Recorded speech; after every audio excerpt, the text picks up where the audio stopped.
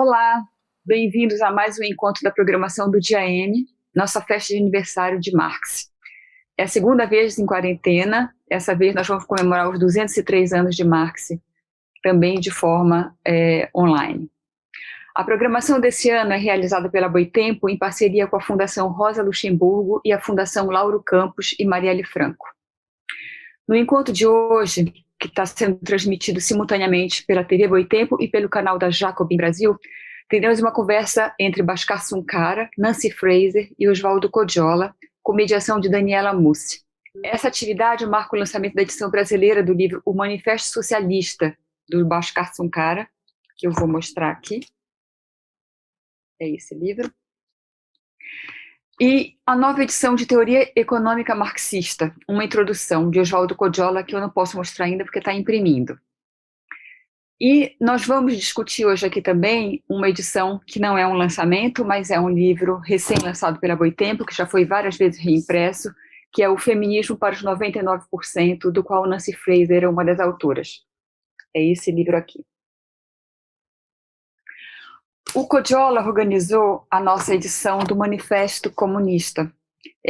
Foi a edição que inaugurou uma das coleções maiores e mais importantes da BOITEMPO, dos livros de Marx e Engels. O Manifesto Comunista é esse aqui. Agora, de 3 a 10 de maio, nós temos a promoção do Dia M na BOITEMPO, em que todos os livros publicados por essa coleção Marx e Engels, além de uma seleção especial de obras sobre Marx e sobre o marxismo, estão com desconto de 20% a 40% na nossa loja virtual e em várias livrarias parceiras do país todo. Quem comprar livros nesse período, no site da editora, receberá também os cartões postais de Marx e vários temas desses livros, além de marcadores exclusivos, e esse cartaz que eu vou mostrar aqui agora também, um cartaz em A3, com uma ilustração do Cássio Loredano, de Marx e Engels. E para quem preferir ler em e-book, também as versões eletrônicas das nossas obras de Marx e Engels estão nas lojas com descontos de R$ 1,99 a R$ 19,90. Além de desconto de 30% sobre os e-books a respeito de Marx e do marxismo. E não apenas no nosso site. Nesse momento difícil em que todo tipo de ataque e ameaça de taxação tem sido feitos ao livro, e à cultura, à ciência e toda forma de conhecimento, é muito importante fortalecer a cadeia do livro como um todo. A BOITEMPO adotou uma campanha, já desde o ano passado, que é uma campanha que chama Adote uma Livraria.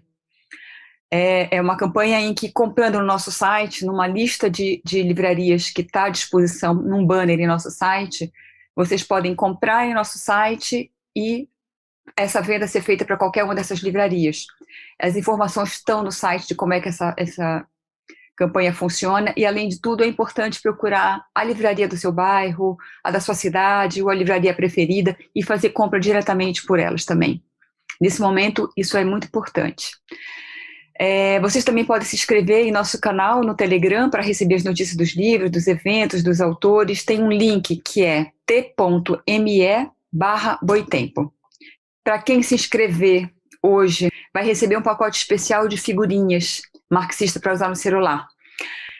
Bom, os livros que estão sendo lançados, não só os lançados hoje, mas os que já foram lançados e vão ser discutidos aqui hoje, foram feitos a muitas mãos.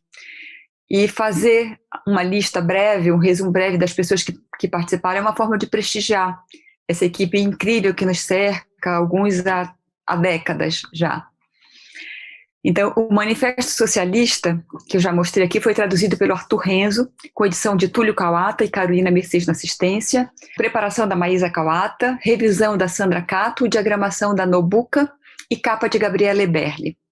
O texto de orelha desse livro é do Victor Marques e a quarta capa de Glenn Greenwald e Naomi Klein.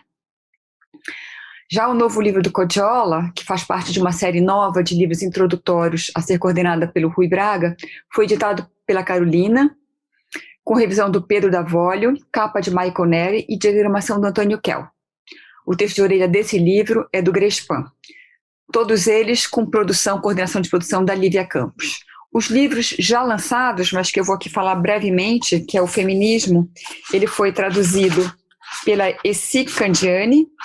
A edição dele foi da Isabela Marcati e a capa é da Lina Beltrão. O Manifesto Comunista foi traduzido, é uma tradução, na verdade, dividida, porque é uma tradução que foi feita pelo Álvaro Pina. É uma tradução que eu assino junto, porque a gente fez um cotejo com tradução alemã, com a edição italiana, espanhola, francesa, e a capa é com a ilustração do Gilberto Maringoni. E o texto de orelha do Michel Löwy. Acho que era esse. Eu queria agradecer todas essas pessoas e também muito obrigada às equipes de comunicação, comercial e todos os que vivem desse ofício não muito prestigiado nos dias que correm, mas emocionante, que é fazer e difundir livros. Eu passo agora a palavra para Daniela Mussi, que vai mediar a conversa, e desejo a todos um bom debate. Boa noite a todos e todas. É um imenso prazer participar dessa atividade. Eu me chamo Daniela Mussi, sou cientista social e professora do Departamento de Ciência Política da Universidade Federal do Rio de Janeiro e pesquisadora na área de História do Pensamento Político. Coube a mim, para a programação do Dia M, mediar essa mesa incrível que vocês vão assistir agora e que vai discutir manifestos, comunismo, socialismo e feminismo para os 99%. O manifesto, como conhecemos, é um texto político, enxuto, programático, anunciador de premissas e horizontes. Nesse sentido, um livro vivo, para emprestar uma expressão de Antônio Gramsci nos Cadernos do Cárcere. Hoje vamos falar de 3 livros vivos que foram traduzidos e publicados pela editora BOITEMPO ao longo do tempo, ao longo da sua trajetória editorial. O primeiro deles é o Manifesto Comunista, que vai ser comentado pelo professor Osvaldo Coggiola. Também teremos a presença do Bhaskar Sunkara, falando sobre o Manifesto Socialista, esse bem mais recente, bem mais contemporâneo a nós, e também a professora Nancy Fraser, para a apresentação do Manifesto Feminismo para os 99%. Começaremos com o Bhaskar Sunkara, que vai apresentar esse livro recém-publicado pela editora BOITEMPO, Manifesto Socialista em Defesa da Política Radical em uma Era de Extrema Desigualdade.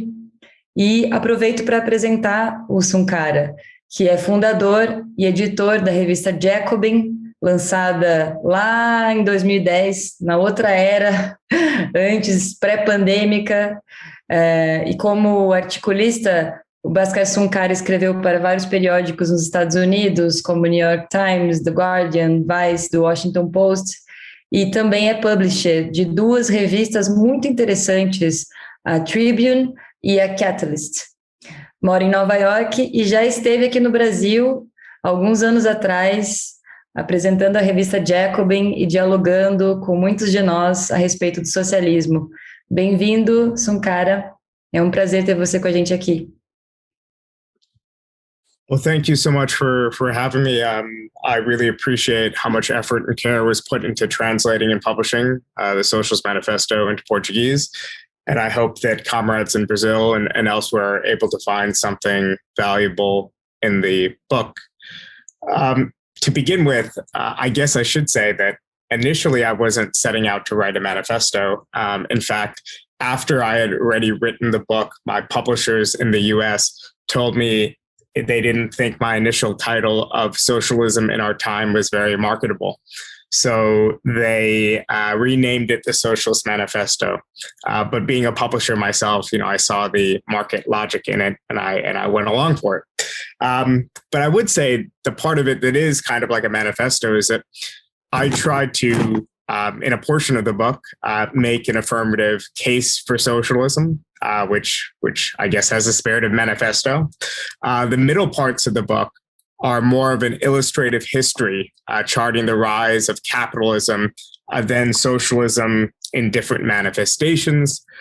Then finally, the last third of the book is maybe something closer to a manifesto. But I begin by making this case for socialism, and I do this rather than starting with a critique of capitalism. And obviously, any critic of mine would probably say that this is my first deviation from Marx. I, of course, consider myself a Marxist, but Marx was very hesitant about writing recipes, as he put it, for the cook shops of the future, because he was coming from an era dominated by the utopian socialists, socialists who just merely thought that they could exit and build a world outside of early industrial capitalism, build their own socialist cooperatives and their communes, and that by the moral example of these alternatives, they would perhaps be able to bring about a different world. Of course, Marx rooted his theory of change into something quite a bit different, into what he saw as the logic and the material basis of history. But I do think that today in the 21st century, many people believe that capitalism is bad. They understand our core moral and ethical argument against it. And they do want an alternative. But in light of the failure of state socialism, I think it's vital for us to prove that socialism is indeed technically feasible, and that the barriers in the way to us enacting socialism are primarily political. They're primarily the resistance of capitalists. And I think throughout much of the 20th century, socialists of various stripes had that confidence. The reformists thought they could slowly take power and then seize the machinery of power, nationalize industry, and bring about an alternative political economy for much of the 20th century. Then later on, when they gave up that dream, they thought that they could at least have a model of ameliorating capitalism and radically changing political economy. And of course, state socialists had their model of change, of rupture, and of a planned economy, and of a radically different political system. It's today that we live in an era with seemingly without alternatives. So I thought it was important in the first part of my book, which is kind of a humorous, or it's meant to be humorous, second person narrative that aims to give a critique of the capitalist workplace.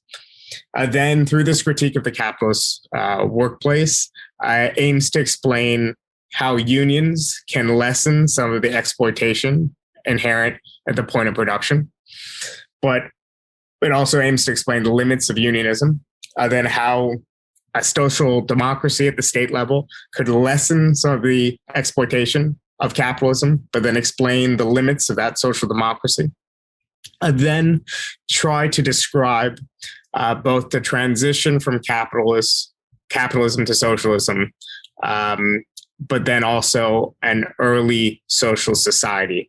My kind of vision of 5 minutes after capitalism, what would the economics and what would the political structure of a feasible socialism be?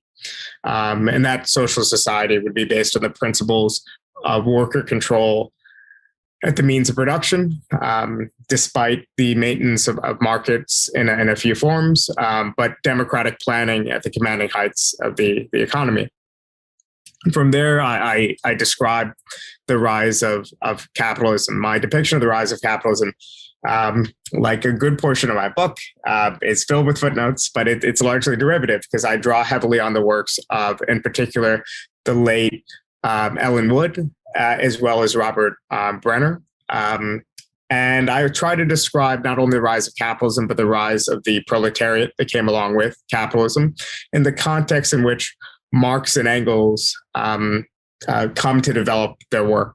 And I mention both their names because I think in many ways, Engels was perhaps a Marxist before Marx, at least in the sense of recognizing the tremendous potential and the particular conditions of this emerging working class that he had firsthand exposure to, and that was the context of his 1845 work, Condition of the Working Class in England.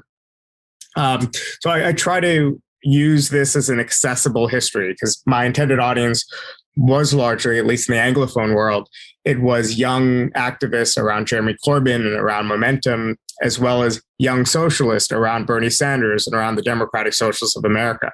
So I wanted to find a way to make this history vibrant, accessible, to explain the context of Marx and Engels' work, some of the background to it. Also, even things like the dispute between Marxists and followers of Lassalle and those inspired by Lassalle, which played a major role in shaping the modern socialist thought, but is a seemingly abstract, antiquated, and old debate.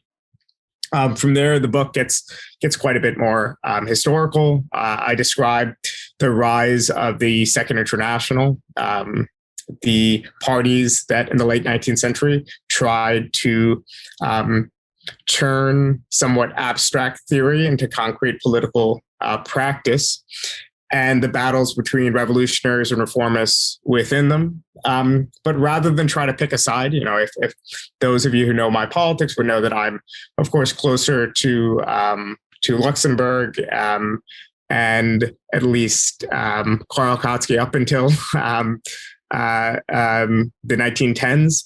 In these debates, but rather than try to sort of read history in backwards and try to come up with a certain style of his writing this history, which aims to just relitigate debates and try to say, if only they had formed a party earlier, or if only this, if only this, if only that, then we would have had a proper workers' revolution in Germany.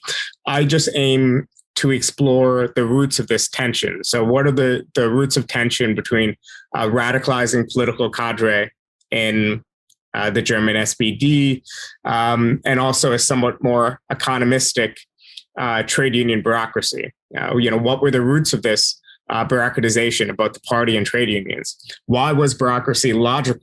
Why did it make sense for workers to try to consolidate gains? Why did it make sense for workers to try to avoid risky action? So in other words, obviously I'm someone who believes that rupture would have been a far better and less horrible for the world choice compared to the decades of misery that happened in Europe after the capitulation of the SPD in 1914. But rather than read it backwards moralistically, I think it's better to explore these tensions and to try to explore the dilemmas of collective action. So the question I'm asking is not why workers don't revolt more often, as in what's wrong with their heads, what's wrong with their consciousness, but instead I try to ask, why is collective action the exception rather than the rule, with a focus on under what conditions have workers revolted in the past? What was unique about those conditions in the past? Because revolt is much harder to do because of the capacities afforded to workers in a capitalist political economy compared to the agency afforded to capitalists. So I then go on in the book to describe the Bolshevik Revolution and how that democratic workers' revolution gave birth to dictatorship, and also how it became a model for socialists in the third world as a model to try to lift their countries out of underdevelopment.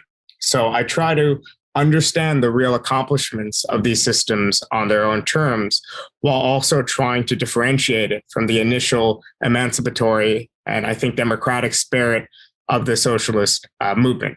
So in other words, I find it helpful to not only denounce what I would call, as someone from the anti-Stalinist left, I would call a Stalinist system, but also to see it in the way that I understand maybe the developmental state that gave birth in Japan in the decades prior. In other words, as a success in its own terms, lifting a country out of development, but at a tremendous human cost, and also at a cost to the very idea of working class emancipation and democracy, the only true meaning of socialism.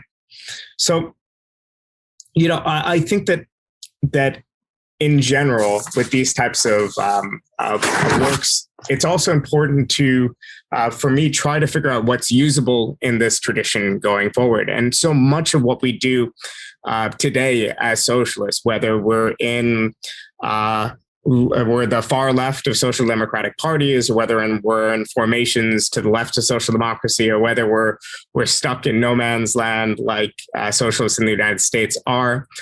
So much of our demands are fighting for immediate social democratic reforms. So regardless of what we think about whether or not rupture would be preferred or not, we are stuck in this conjuncture where we have to figure out, how do we make socialism out of social democratic reform? So I do try in the book to spend a lot of time explaining the roots of not only pre-war, but also post-war social democracy, with a focus on Sweden. And I think, in other words, what I'm trying to do there is I'm trying to reincorporate social democracy into the socialist tradition. And I'm trying to see whether or not there was a left social democratic or more revolutionary tradition that could have arose not as a separate stream from that of social democracy, but from it. And the conclusion that I come to, looking at the radicalization that happened in Sweden in the late 60s and early 70s, is that there was the potential for something more radical to come out of social democracy, and that the gains of social democracy, far from making workers more complacent and more willing to settle for the limits of capitalist political economy, actually made them restless and gave them certain capacities that made it possible for them to fight for something different. So, in other words, I think we need a left that can learn just as much from Sweden in 1971 as we can from Russia in 1917. And I think that it's important for us, even while we're critical of both traditions, to understand both of those trajectories. And I'll just wrap up by saying that, at the end of the book, I do cover socialism in America and the age-old question of why there's no Labor Party in the US, and why in the US socialists have been made to be just a permanent junior partner in essence, in coalition with the reforming tendencies of a certain part of American liberalism. But that's not the major focus of my book.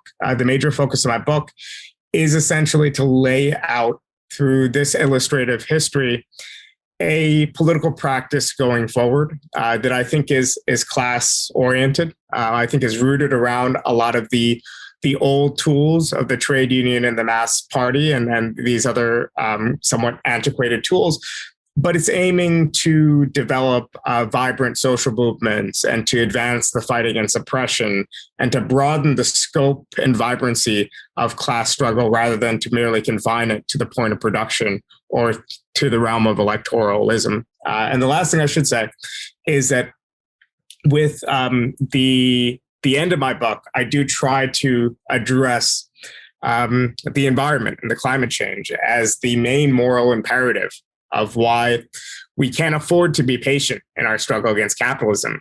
And that's a paradox, of course, and that I think the lesson of my history and the lesson of my work is, in essence, a advocacy of what you'd call a kind of Kotskian strategy of patience.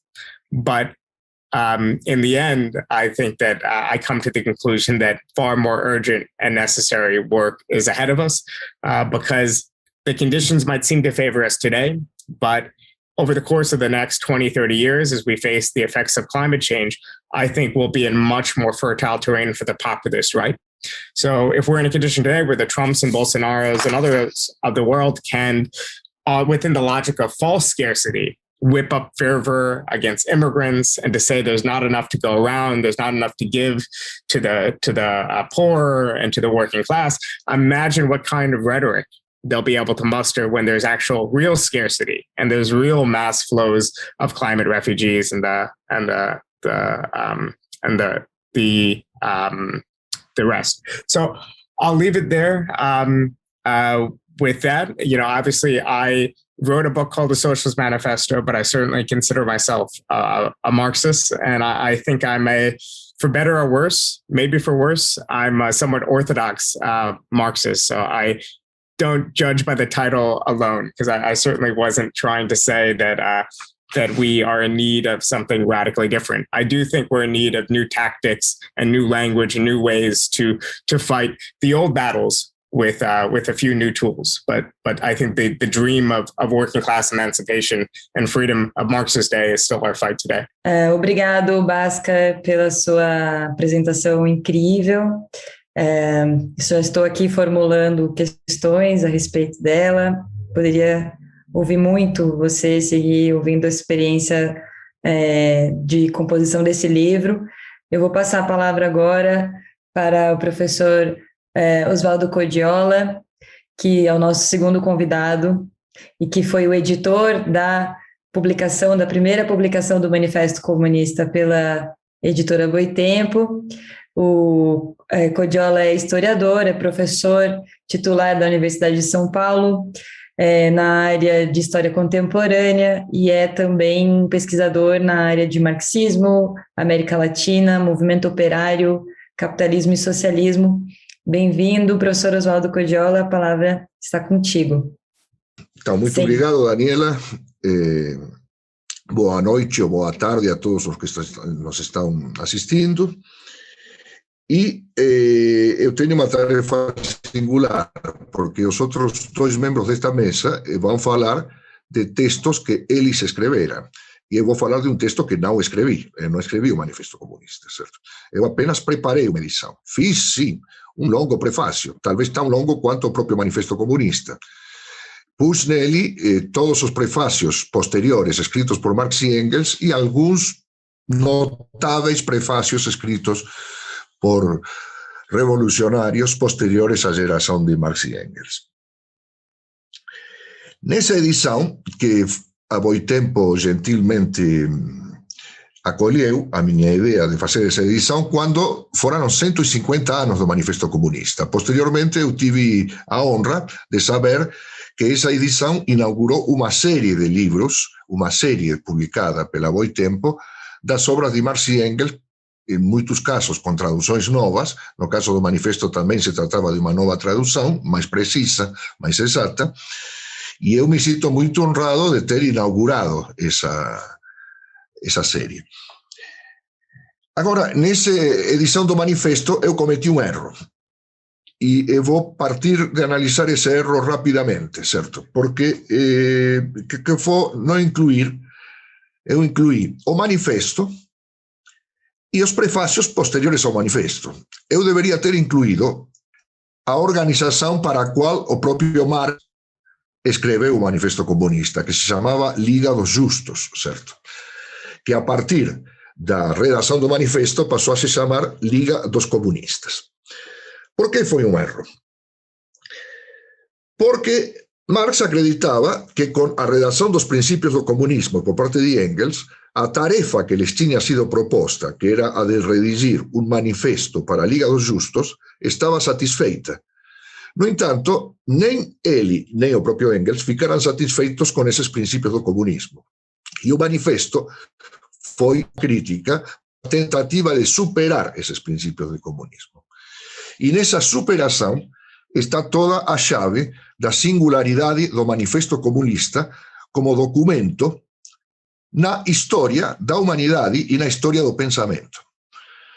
Qual era a característica dos princípios de comunismo? Que, repito, se fizermos uma nova edição, nós deveríamos incluir. Os princípios de comunismo de Engels partiam. É evidente que o Manifesto Comunista não foi o primeiro texto comunista, certo, da história. Já havia Babeuf, Buonarroti, que tinha sido um discípulo de Babeuf, e outros textos de Blanqui e outros revolucionários, digamos, anteriores a Marx e Engels. A peculiaridade é que, em geral, os textos anteriores ao Manifesto Comunista partiam de grandes ideias. Partiam da ideia de eu vou explicar a vocês o que é o comunismo ou o socialismo, e o socialismo se baseia na natureza humana, que é boa, mas que é corrompida. Desde o contrato social de Rousseau em diante, este era o método. Se expunha uma grande ideia e como essa ideia podia ser aplicada ao mundo, ou podia encontrar seu lugar no mundo. E o Manifesto Comunista tem a singularidade de fazer uma operação exatamente contrária.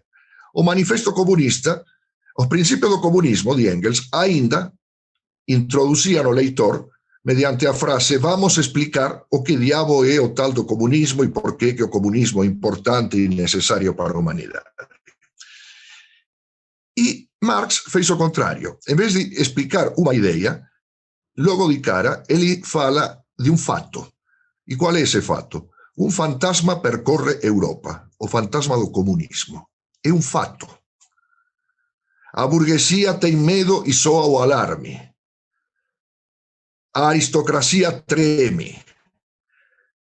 As dinastias, certo, sentem que seu mundo está acabando. Em uma palavra, todos os dirigentes do mundo, assim como a nova classe, a burguesia, que estava ascendendo socialmente e que tinha tido um momento de ascensão em particular com a grande Revolução Francesa de 1789, todos eles tremiam diante parte desse fato e diz: não vou explicar o que é o comunismo, porque aparentemente já se sabe o que é o comunismo. Porque se não se soubesse o que é o comunismo, certo? As pessoas, os aristocratas, as dinastias, a burguesia não tremeria diante do comunismo. Eles sabem o que é o comunismo.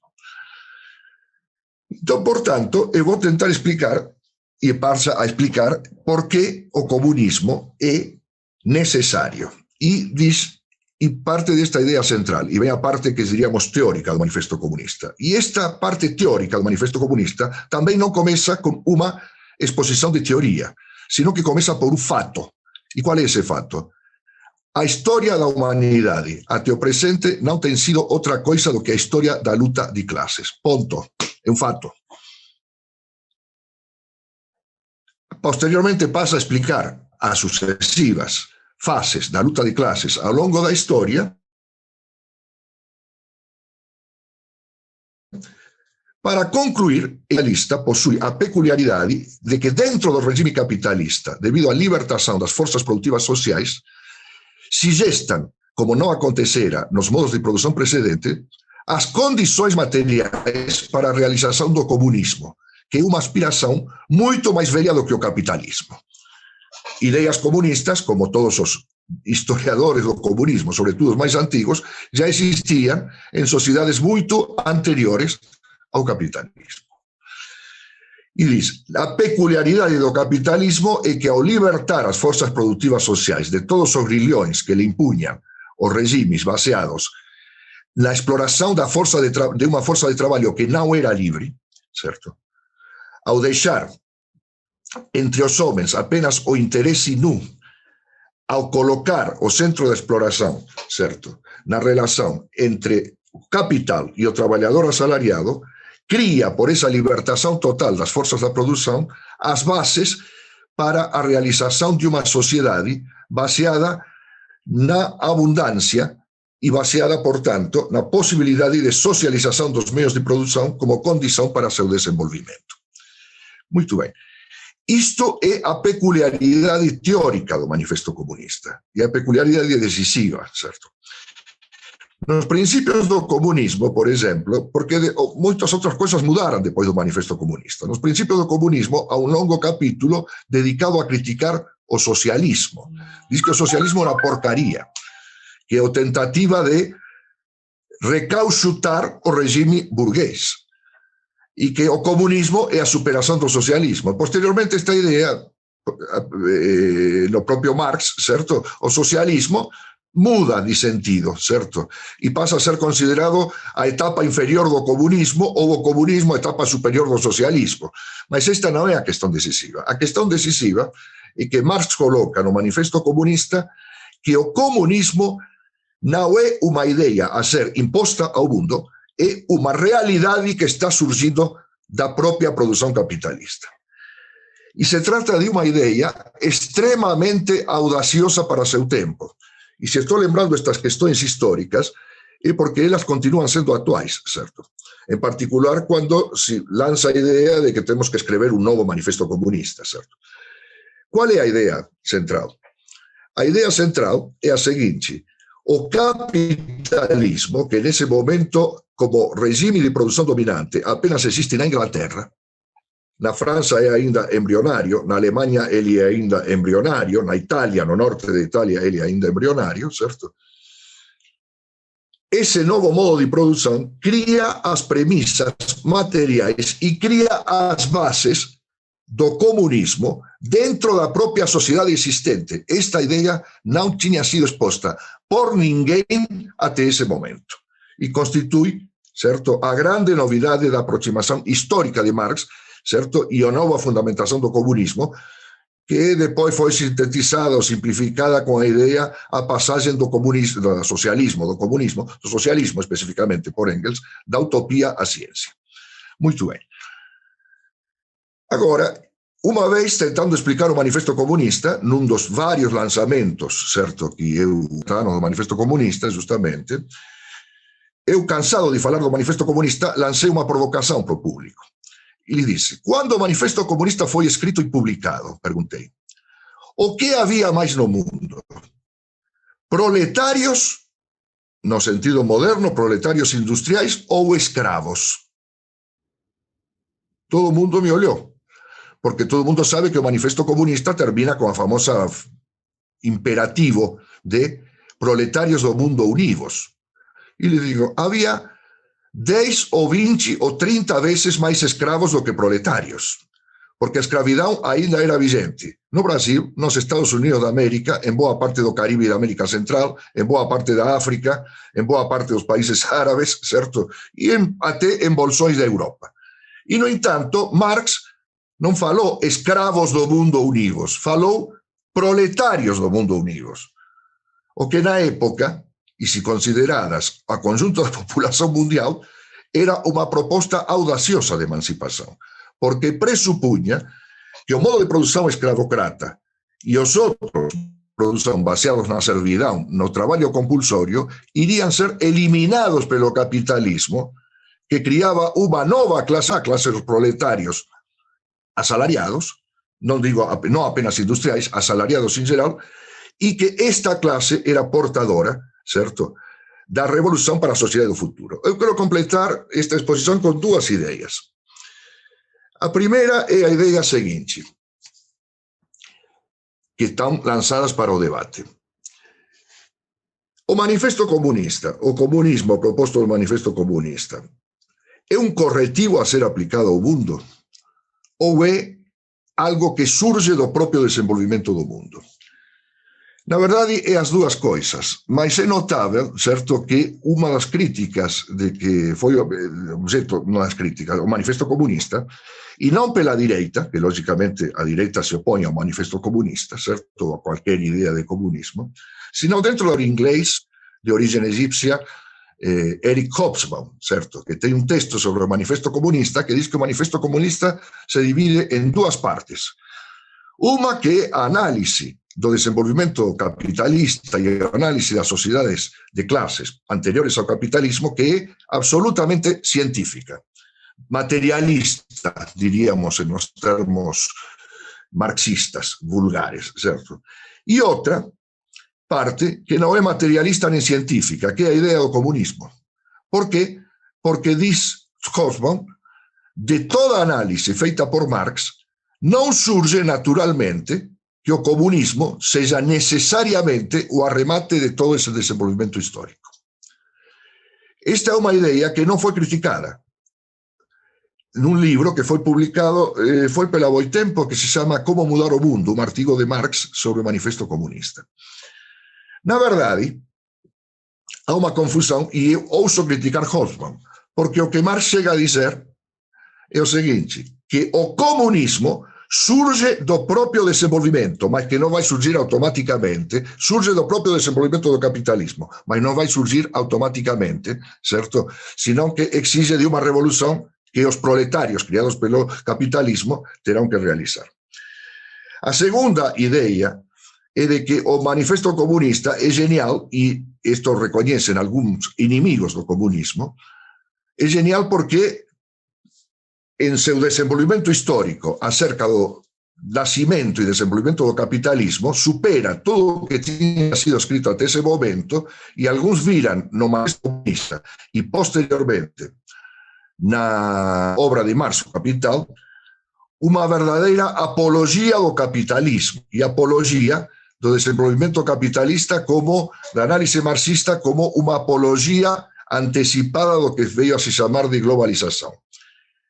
As razões que habitualmente se supõem, de que Marx nunca faria apologia do capitalismo e nunca faria apologia da globalização. É uma ideia errada, porque Marx não faz apologia do capitalismo e também não faz a apologia do proletariado. Simplesmente mostra as contradições e que o comunismo será, independentemente de como estas forças se compõem, se confrontam, a única saída progressiva e possível para a humanidade do confronto suscitado pelo capitalismo. Mas a ideia de apologia é estranha ao método do Manifesto Comunista e ao método de Marx. Para concluir, eu quero dizer o seguinte: eu li com extrema atenção o texto de Bhaskar, que também parte de um fato, certo? Mas parte de um fato mais simples. Ele diz que está escrevendo este livro em 2018, certo? E chega a falar inclusive de Bon Jovi, um cantor de rock, certo? E está bem, porque parte de um fato, certo? Nesse sentido, não parte de uma ideia. Eu vou explicar o socialismo novamente à luz das novas condições. Parte de um fato, certo? Se pode partir inclusive de Bon Jovi para explicar o socialismo hoje em dia, certo? Eu particularmente não gosto de Bon Jovi, certo? E me parece que Bhaskar também não é grande fanático dele, certo? Mas a questão, efetivamente, é a seguinte: depois do Manifesto Comunista, nós praticamente não tivemos mais manifestos. Por quê? Porque tivemos programas. O programa da Primeira Internacional, que foi redigido pelo próprio Marx, o programa da Segunda Internacional, o programa da Terceira Internacional, o programa da Quarta, e alguns propuseram até um programa para a Quinta Internacional, certo? E abandonamos a ideia de manifesto. E, no entanto, a ideia de manifesto agora está voltando. E nós temos que nos perguntar por quê. E nós temos agora um manifesto socialista, um manifesto feminista, poderíamos ter um manifesto negro, e temos inúmeros, e poderíamos ter todo tipo de manifestos, certo?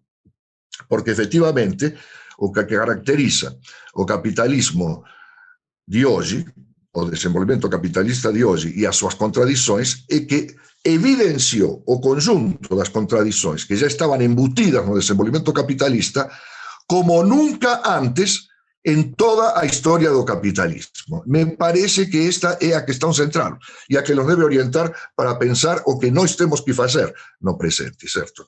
E provavelmente o segredo do presente é que nós tenhamos que não reescrever o Manifesto Comunista, mas escrever um monte de manifestos, certo? E pensarmos como esse monte de manifestos não nos leva a uma dispersão no enfrentamento do capitalismo, ao que se chama uma dispersão fruto das políticas identitárias, mas a uma unificação de todos os movimentos que foi delineado originalmente em 1848 pelo Manifesto Comunista. Portanto, este é um convite à leitura, à releitura do Manifesto Comunista, certo? Que é um documento que não perde a sua atualidade, e ao debate que talvez realicemos entre nós. Muito obrigado e desculpem se me excedi no tempo. Não, você foi pontualíssimo. Muito obrigado, professor. Vou passar, então, a nossa convidada final dessa mesa incrível, que é a professora Nancy Fraser. É uma alegria, uma honra mediar esse debate com a professora Fraser, que é, para nós, muitos de nós brasileiros, especialmente pesquisadores do marxismo nas universidades, uma interlocutora, né, tanto de marxistas como de teóricos críticos aqui no Brasil. Então, é uma honra muito grande recebê-la.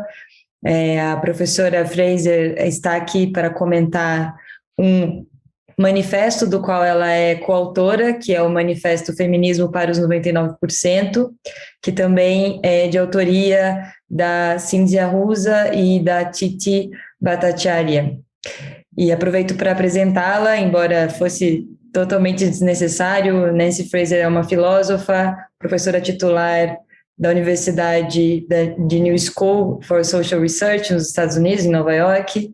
É uma teórica crítica, feminista e autora de uma vasta obra de teoria e análise do avanço do neoliberalismo, da globalização, da justiça, do reconhecimento e da distribuição, especialmente nos Estados Unidos, mas não apenas. Então, passo a palavra à professora Fraser para fazer a sua fala. Thank you very, very much, Daniela, for that introduction, and thanks to the whole team at BOITEMPO for organizing this really interesting panel. I'm so glad that I got to hear the other two speakers. I have many, many thoughts about what they've said, and I'm eager to get to the discussion with them.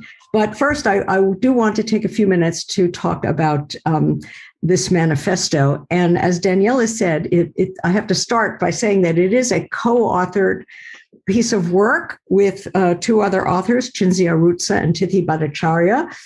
And although we hammered out whatever differences we had in order to write it, it's inevitable that what I say now will probably put my own personal spin on it. And it could be the case, I'd love to know if this would be true, that if you had either of the other authors here, they might introduce it differently.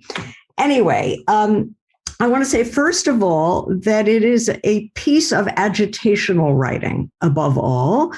And, for a philosopher, that represents a big shift in genre.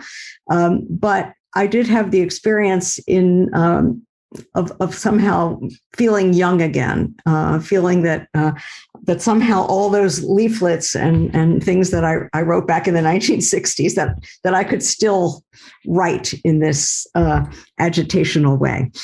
Okay, it's agitational, and yet I hope and I believe, and I tried very hard to make sure that it actually has some real conceptual content, that there's a real argument here, although, and a lot of theory built in, although I hope that it's an argument and theory that is sort of worn lightly so that it remains a very accessible text with that is quite concrete.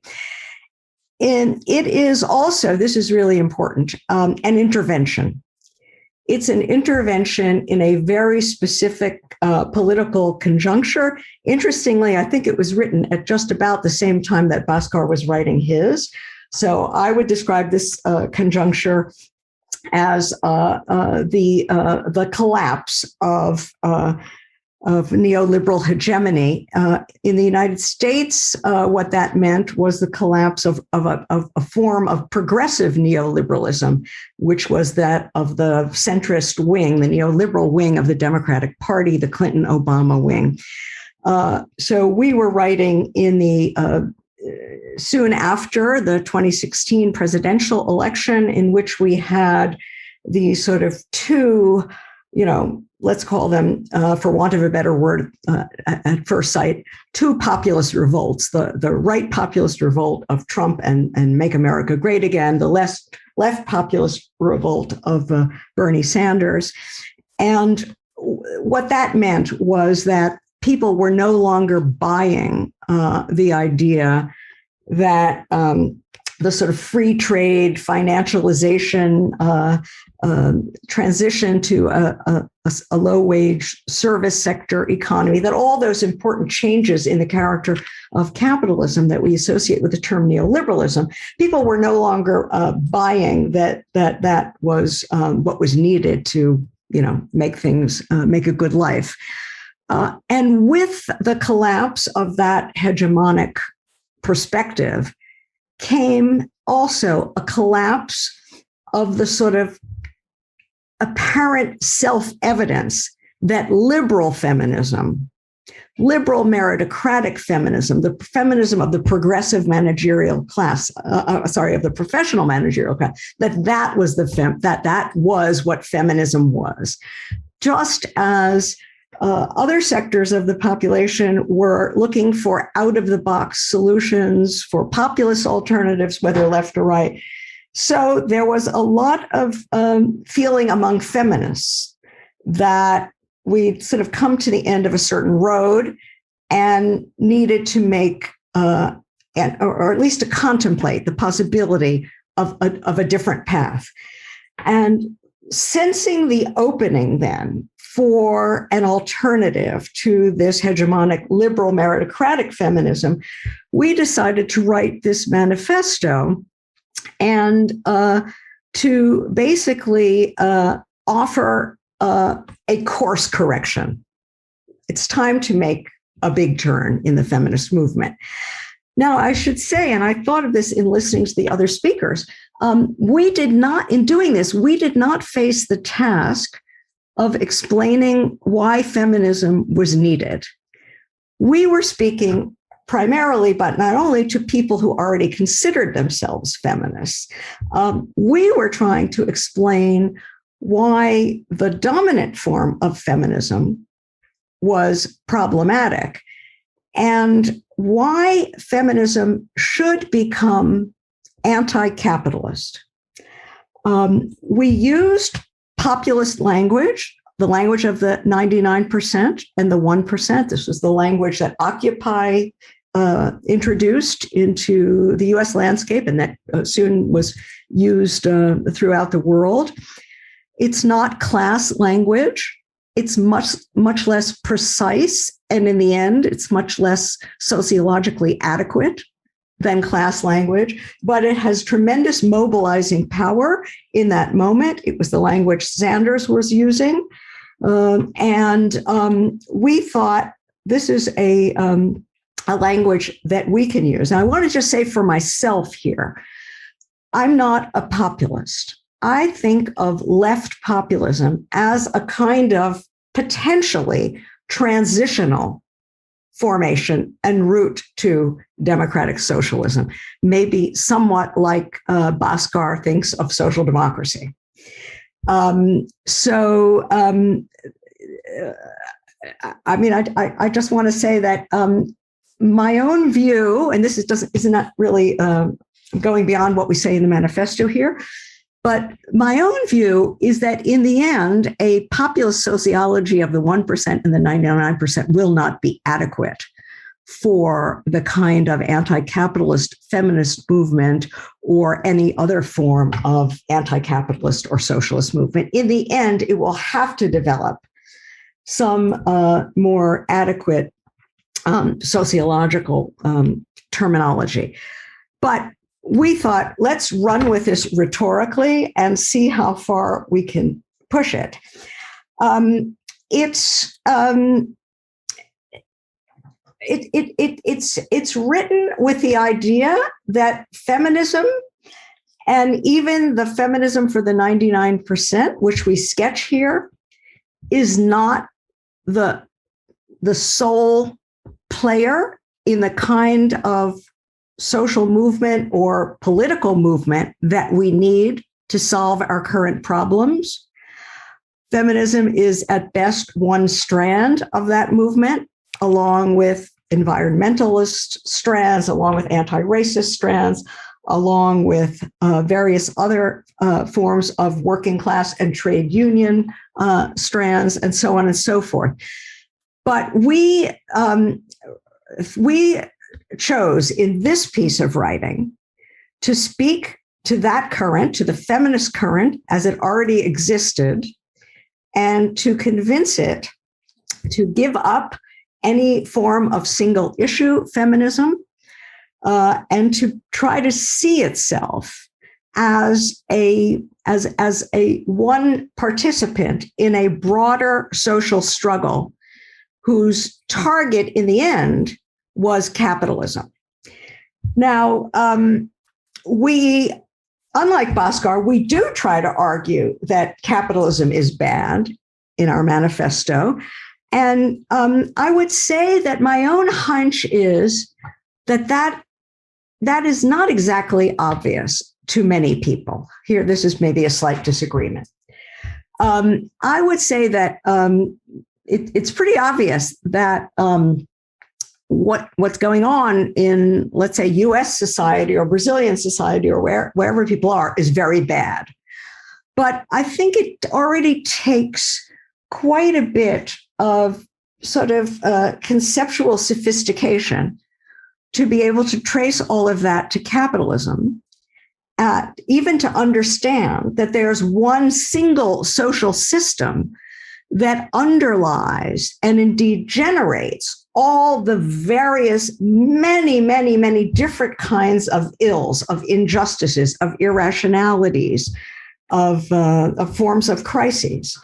And so what we wanted to do was convince feminists that there was no way that you could actually understand, analyze, let alone politically address or solve the list of feminist complaints, let's say, without thinking deeply about capitalism, that all of them were essentially implicated in capitalism, that capitalism was the name of the social totality in which gender relations are embedded and in which gender asymmetry is hardwired for reasons I'll explain. But I would make the same argument with respect to racial imperial fault lines and forms of oppression, that those too find their roots in capitalism. And I would say the same thing about environmentalism. And of course, we already have the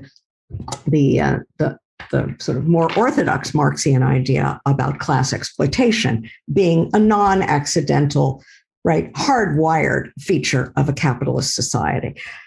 We think that the same is true for gender asymmetry, for male domination, for women's subordination, whatever you want to call it.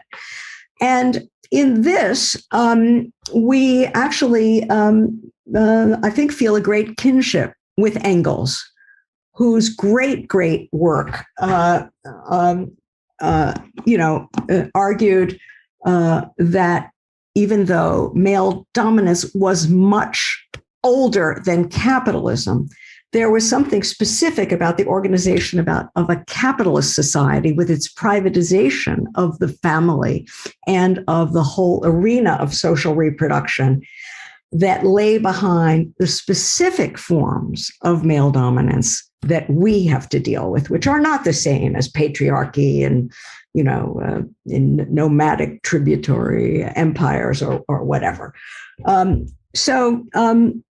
We wanted then to show why capitalism is the root cause, why feminism needs to be anti-capitalist, and why it needs to ally with other anti-capitalist forces in contemporary society, because you can call it a happy coincidence, ironically speaking, that all the serious ills of our society, and thus all of the concerns of all the populations that are mobilized in struggle today, can be traced back to the deep structure of capitalism.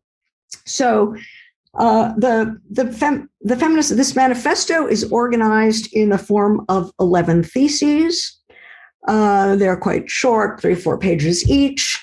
It does have a section at the end, which we call a postface, which delves a little more deeply into some of the reasoning behind the theses. But let me just say a bit about, I have 5 minutes left, right? Yeah. Let me just say a bit more, though, about what we mean by capitalism. We see ourselves here as presupposing and developing what I've elsewhere called an expanded view of capitalism. Capitalism is not just an economic system and not just a way of organizing the economy or the sphere of production. Capitalism is much larger. It's an entire social order that organizes the relation between production and reproduction. It organizes the relation between the market and the state, or the economy and the political system. It organizes the relation between human society and non-human nature. It organizes the relationship between exploited wage labor and so-called doubly free labor, and expropriated, unfree, and dependent labor. And I really appreciated Osvaldo's point about slaves. A huge amount of capitalist labor is even today unfree, although not legally enslaved, but deeply dependent, and is coerced and is regulated not through legal wage contracts, but through all sorts of non-contractual coercion. That's still the case. Okay, so capitalism is bigger than an economy, and the part of the story that is of special interest to feminists is the story about production and reproduction. I mean, it should be of interest to everyone. But for us, this is the fundamental deep structure of capitalist society, as deep and as structural as the relation between capital and labor at the point of production. And this, for us, is the sort of linchpin of gender asymmetry.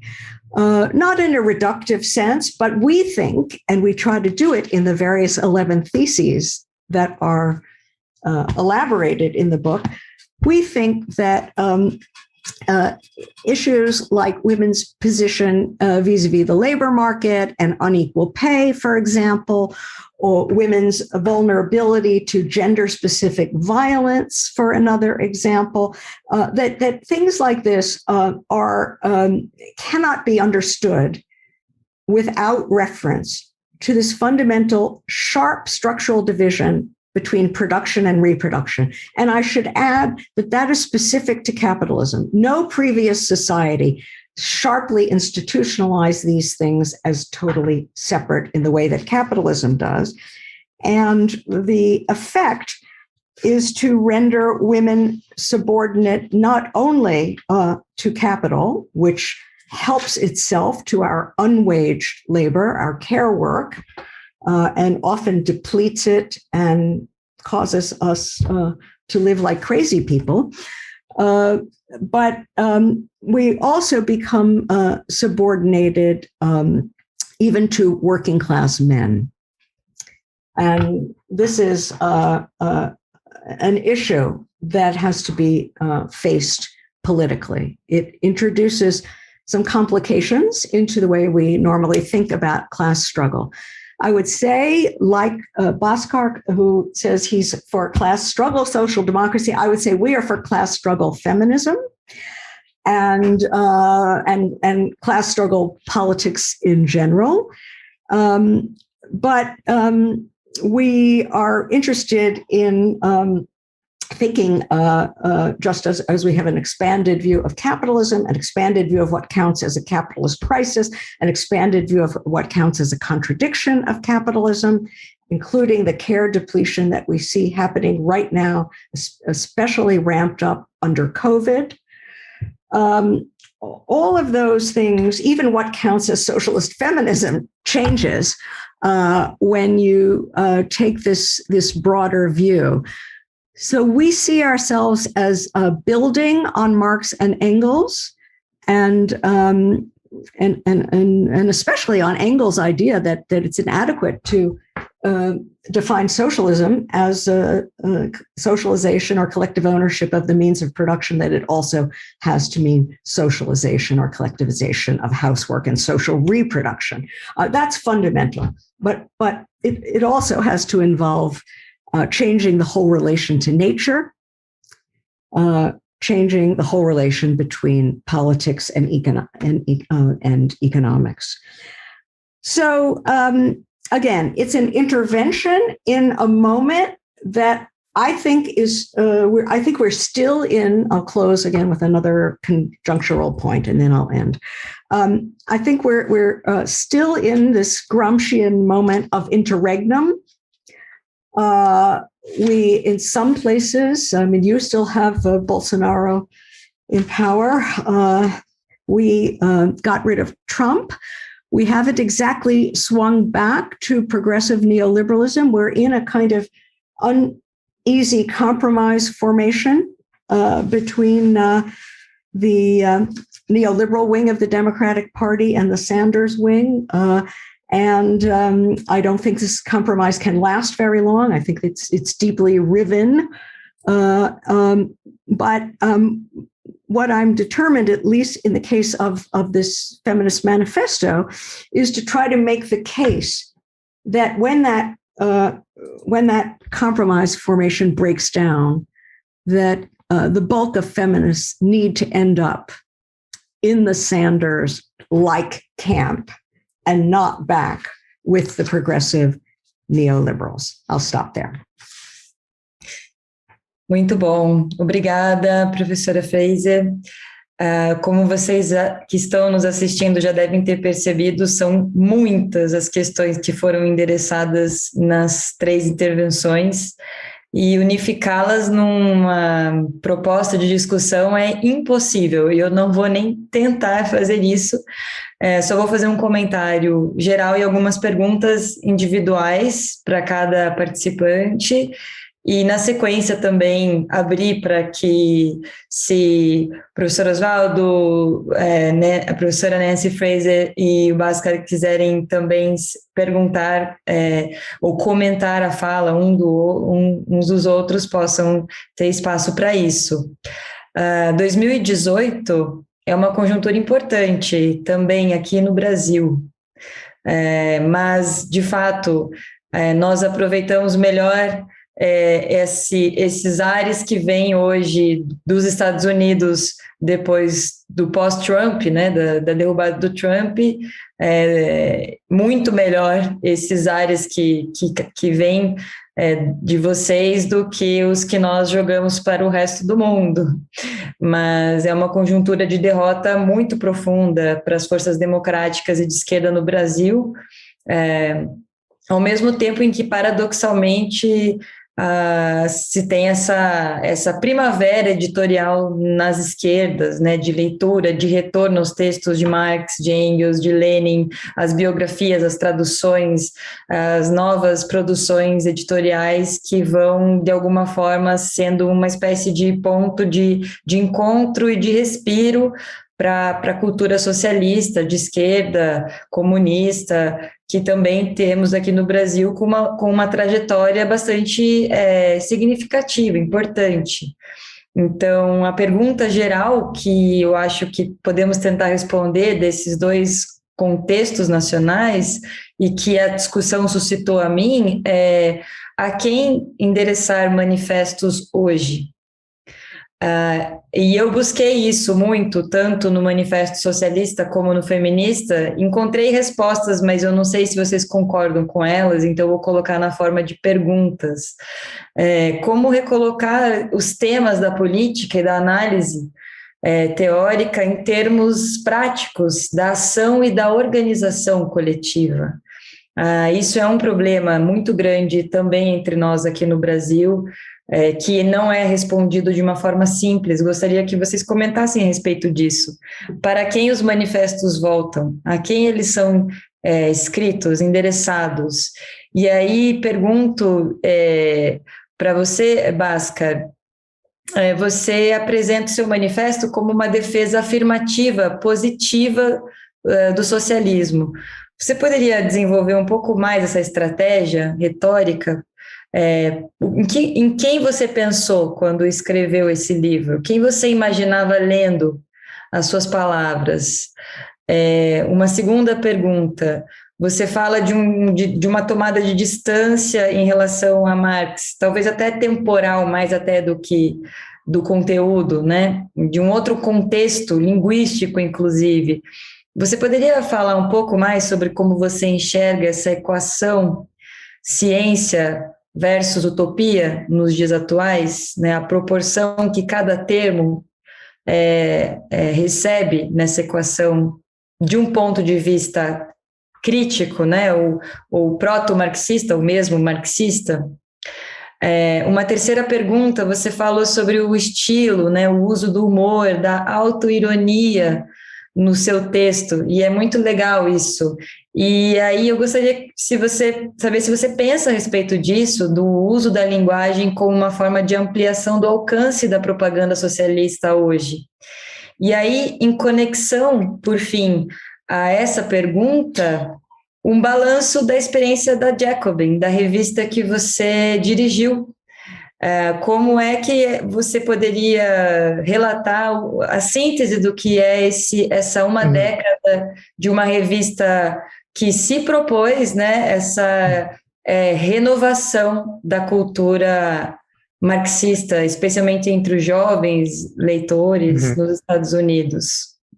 Much of my book is obviously laying out the criticism, explanation of capitalism as a system inherently based on exploitation, explanation of capitalism as a system based upon a particular form of market dependence, then explaining how even the actions of capitalists themselves, capitalists aren't beings driven by greed or aren't completely malign personalities, though many of them happen to be sociopathic, though it's not a necessary part of their condition. But they're forced that way by market imperatives. So, in other words, I do spend a lot of my time in the book criticizing capitalism and explaining it as a system. But I do think that that's normally where texts like these end, right? They end with the criticism of capitalism, and they take for granted that people will just believe that there is, in fact, a alternative. So even, and this is where I definitely 100% agree with Nancy, and I do think the parallel she drew was very apt, because I felt the same way when I was reading her work, which is that it was trying to make a intervention and drag people along to try to see a bigger picture. So in my immediate milieu that I was speaking to, a lot of them were young activists advocating for things like a $15 minimum wage, who believed in unions, who believed in Medicare for all, and of course have a host of other beliefs, anti-racist beliefs, participants in fights for abortion rights, a whole host of things. But to say that if in fact you believe these things, then you need a certain tools to carry out the struggle effectively. And it's not that you don't care about the right things. It's that even if this is what you want to achieve, you can't achieve this without injecting the dimension of class and without different forms of organization and struggle. So sometimes when more sectarian groups do it, or from our comrades from the Trotskyist tradition propose like a transitional program, to me, it can sometimes feel like you're duping people. You're saying, you're here for this, you're here for our campaign against the death penalty, but you're really going to hear us talk about revolutionary socialism, because this is getting at the root of the problem. That's why we're radicals. We get to the root of problems. And I feel like I was trying to I guess accomplish the same thing in a very different way. Now, as far as the subject, and this gets into the use of humor, and also in a lot of my work and the work of my colleagues, like we often try to discuss things that are unrelated to politics. Like most people who follow my political writing know that I'm a fan of the New York Knicks. I know something about my personal life, know about some of my other non-very political passion and interest. And I think this is to, I guess, try to normalize socialism and being a socialist, that it isn't this all-encompassing thing that has to destroy every other interest that you enjoy, be it theater or the arts or sports or whatever else. And also, I think in part, that gets to the approach of Jacobin, which is to try to have a aesthetic in terms of its look and feel, but also its writing that makes it accessible. And so you don't read an article and feel like, I'm too stupid to understand this. Maybe you'll read an article and you won't understand a few words or a few names or a few phrases, but you'll get the gist, and you'll be challenged but not stumped. And I think that's the best form of magazine writing, as opposed to either more dense journal writing or, on the other hand, more agitational pamphleteering. I think we're meant to be in between. But when it comes to audience, we are operating in a context where there is no mass social base to our politics. And we have to acknowledge that in order to overcome that problem. It used to be that you could speak of a sociological subject in the working class that didn't just exist in the economy, because I think the working class absolutely still exists in the majority in society at the point of production, but existed already as a political subject. So if you were an Italian socialist, let's say in the 70s and 80s, or a communist, you could say there is a sociological subject, the working class, that exists in the abstract, but also exists in practice as a political subject. And this political subject is already voting for reformist parties, either a communist party that's too reformist, or a socialist party, which is reformist and corrupt, but parties that programmatically are committed to some vision of socialism. Then we as revolutionary socialists are just trying to get them to go from supporting those parties with their corrupt reformist ways, or in the case of communists, just kind of reformist ways, into a more radical program and a different process of their organization, their transformation of their consciousness, and whatever else. Now, I think in the United States, we are talking about one acts of almost micro resistance, which of course have still exist on both the shop floor and in civil society. We're talking about fairly small, by the standards of the world, social movements and sporadic social movements that are too often largely media events.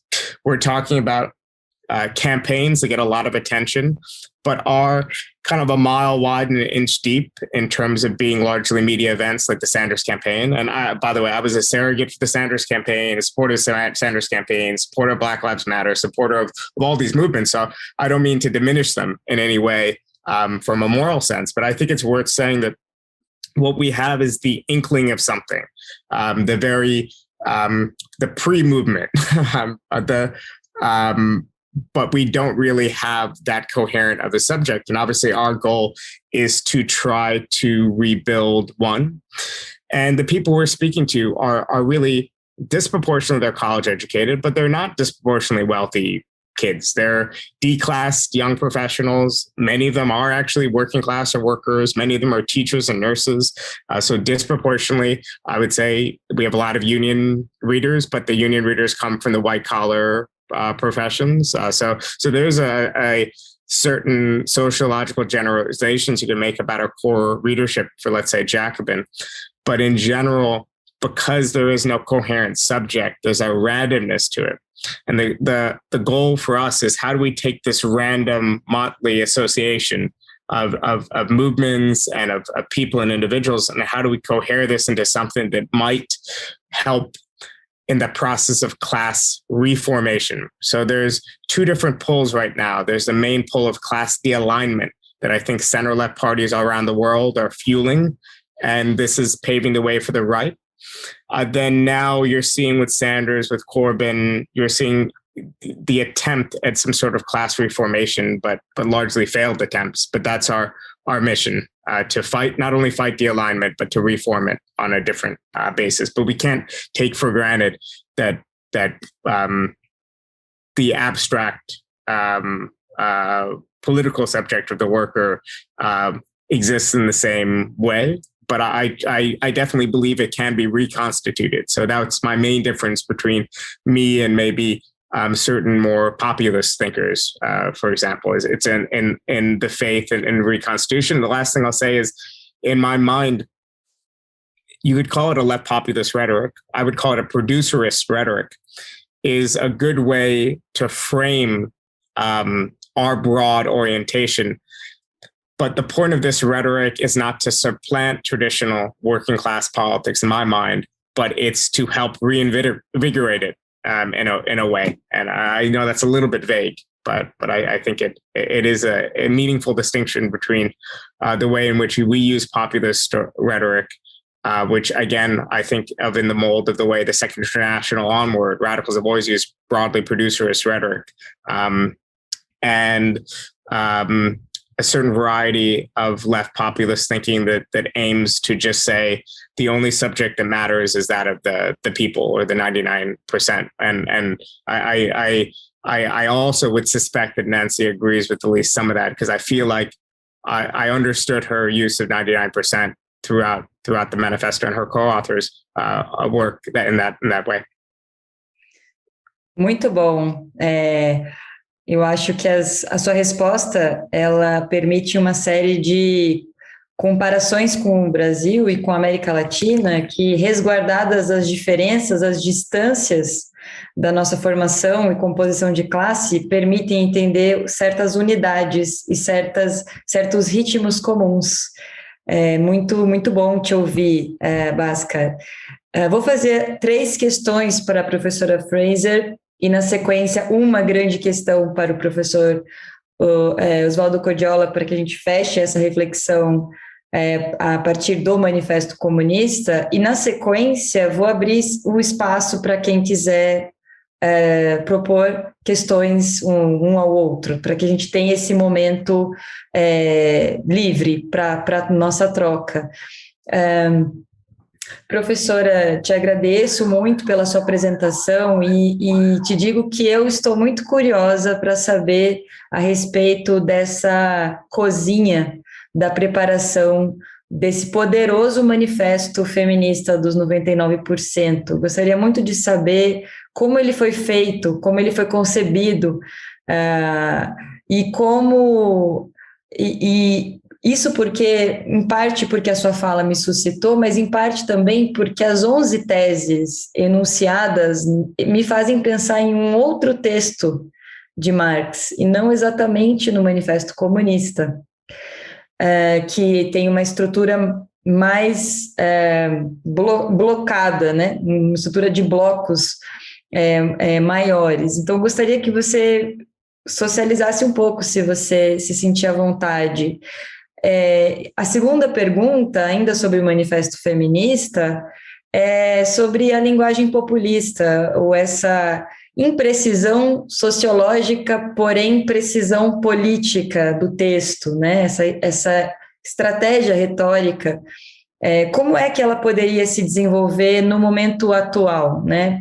É possível desenvolver a linguagem política dando um passo além do populismo contido no manifesto, sem perder a força retórica desse texto, né? Se pudéssemos avançar na concepção de textos políticos feministas, para onde isso iria hoje? E pergunto, sabendo que entre as feministas brasileiras, esse manifesto suscitou uma reação muito positiva e poderosa. Ele foi lançado, eu não sei se você sabe disso, em vários estados, com várias atividades políticas, e ele segue sendo uma referência para um conjunto grande de feministas socialistas e marxistas no Brasil, que acho que gostariam de te ouvir mais a respeito da linguagem e dos seus também limites e possibilidades. E a terceira pergunta é uma provocação. A última tese do manifesto, a 11ª, ela conclui com a ideia de uma insurgência anticapitalista comum. E ela é uma ideia vaga para mim.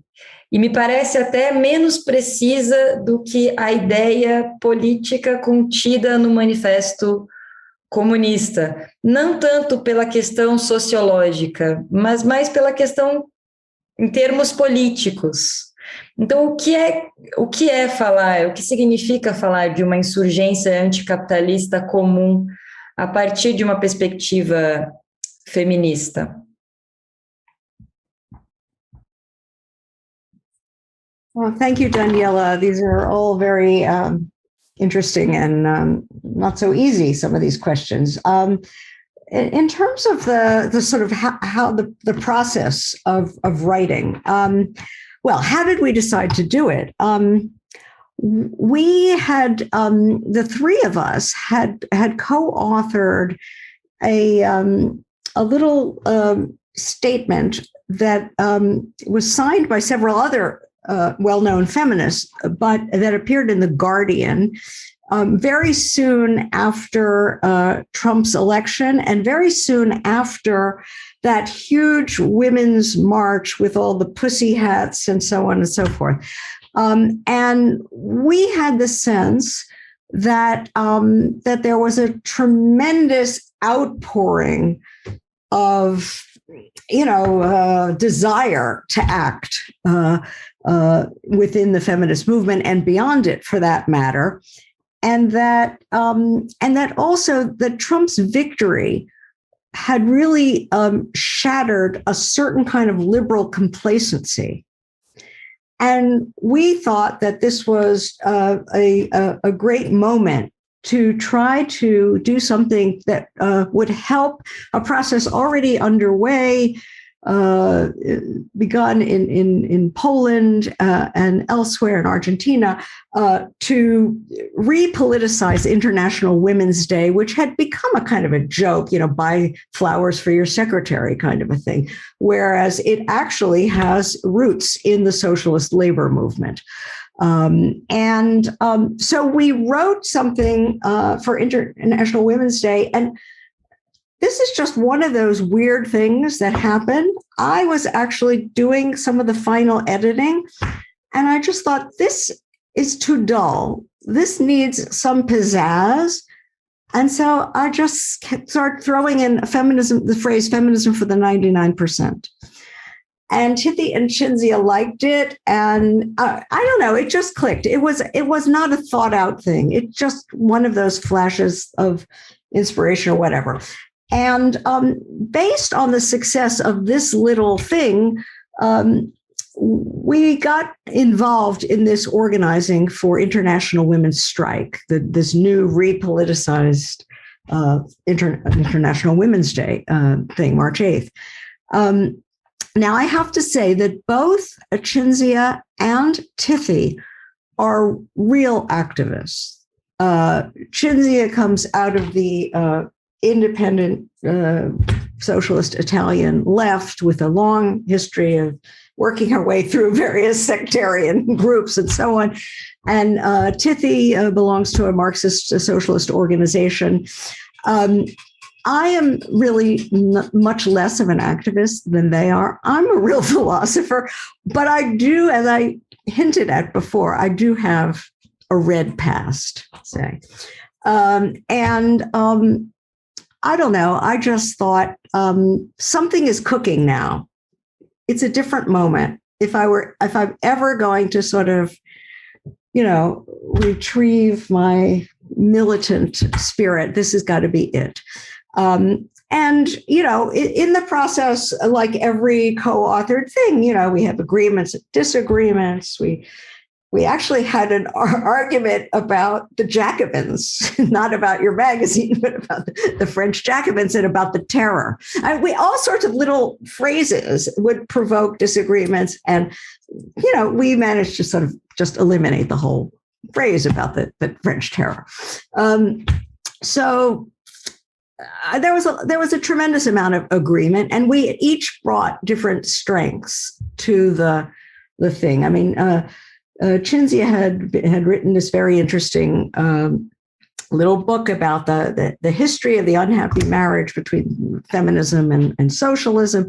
Tithi had been interested in the relation between class and gender and social reproduction. I had been doing this expanded theory of capitalism with that social reproductive crisis and ecological crisis. And there were every bit as much forms of capitalist crisis as stock market crashes and economic depressions. Anyway, it all fit together. And I'm really glad that we did it. And it did have this rather enormous worldwide, it's been translated into 25 languages, recently appeared in Russian and Arabic and all kinds of languages. And I don't know how ephemeral it is, because that was a specific moment. I think it's still very relevant. I hope it will still be read, at least by some strange little pockets of people in 50 years, but it may not be exactly relevant to that moment in the way I think it is now. Moving to your second question, I liked this formulation that you gave of the attempt to combine sociological imprecision with political precision. That's very interesting. How do we do this today? Well, I mean, I'm not a fan of sociological imprecision, because once I finished my work on this, I went back to my ordinary sort of more, conceptual theoretical work, which is, involves a lot of attempts anyway. It's more sociological precision. And the most recent thing I've done was to try to do for political ecology but in a very academic mode, what the manifesto tried to do for feminism. That is to argue that it has to be anti-capitalist and it has to be, and I use the word trans-environmental, meaning not a single issue thing, but that is really probes the deep entanglements of ecological issues with issues of labor and income security and of gender and of race and empire. So I'm not going to be, I'm finished with manifestos for the moment, but if somebody else would write environmentalism for the 99% or these various other things, I think these could be useful. Then and the last thing I wanted to say something, you talked about the vagueness of this idea of an anti-capitalist insurgency, and I agree with you that that's much too vague. So let me throw out another idea that I've been playing with. And it's an idea that struck me last year when I was teaching Du Bois' Black Reconstruction. And those of you who know the book, which to my mind is like up there with Trotsky's History of the Russian Revolution, one of the great works of Marxist history. It starts with the idea that there were two labor movements that failed to recognize each other in their kindredness and to ally. And he meant abolition, which was a movement to transform the slave labor, and the burgeoning trade union and labor movement of exploited wage workers. And I suddenly thought, wow, but there's a third labor movement. And it too has not been recognized or even seen itself as a labor movement exactly. And that's social reproductive labor. So here's an idea I'm throwing out, that we could pose the question of how to think politically about making these three labor movements. And now we're not talking about slavery, but the various forms of dependent, coerced, expropriated labor that still exist. How to make these three labor movements see each other as such, or see themselves as such. And I thought, when I just listened to Bhaskar, who spoke about using producerist rhetoric, I thought to myself, but we're using reproducerist rhetoric. But these are both ways of talking about our labor and what we contribute and how we make the world and how the fruits of our efforts are taken from us and go to build the hostile power that stands over us. So anyway, that might be one line to pursue. It's obviously not the only one.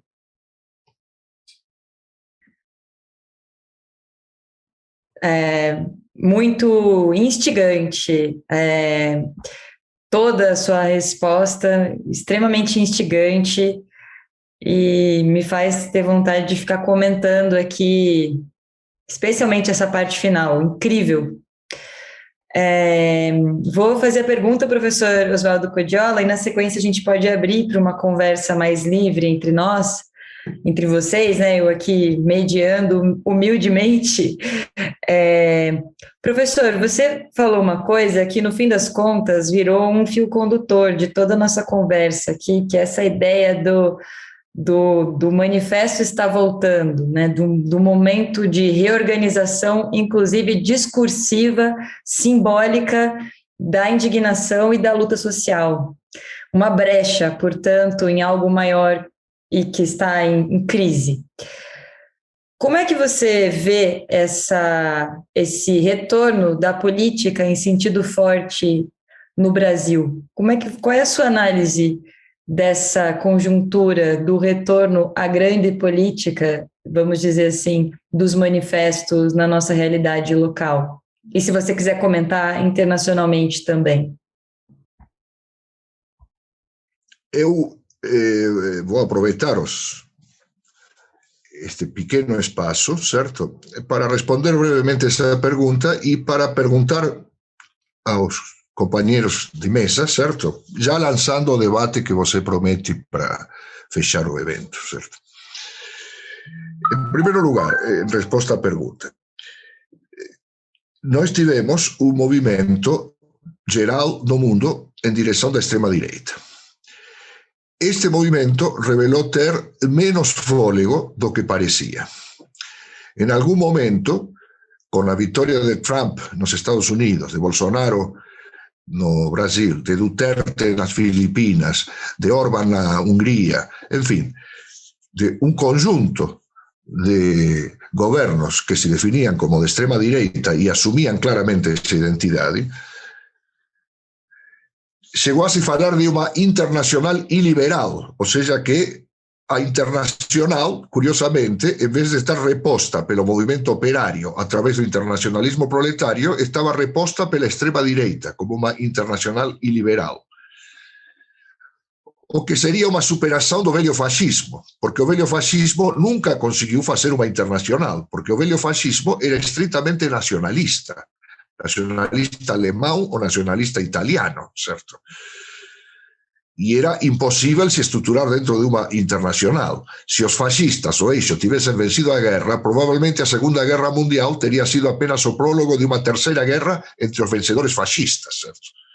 Cada um lutando pela sua própria esfera de influência. E aqui não, se falava de uma internacional liberal. Ou seja, que não estávamos diante da simples reprodução do fenômeno histórico do fascismo. Isto não foi analisado em profundidade.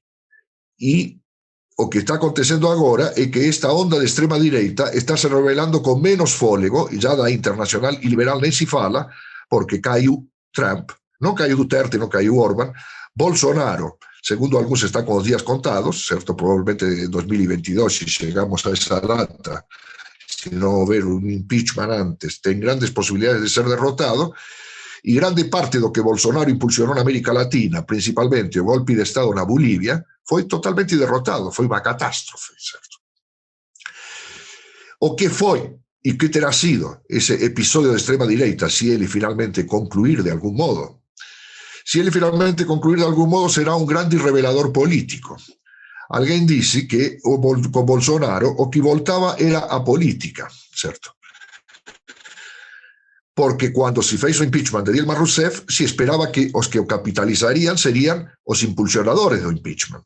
E aconteceu que o que capitalizou não foi os tucanos, enfim, os partidos tradicionais, ditos chamados fisiológicos, mas que o capitalizou foi um outsider de extrema-direita, certo? Que ganhou as ruas fazendo política, certo? Muito bem.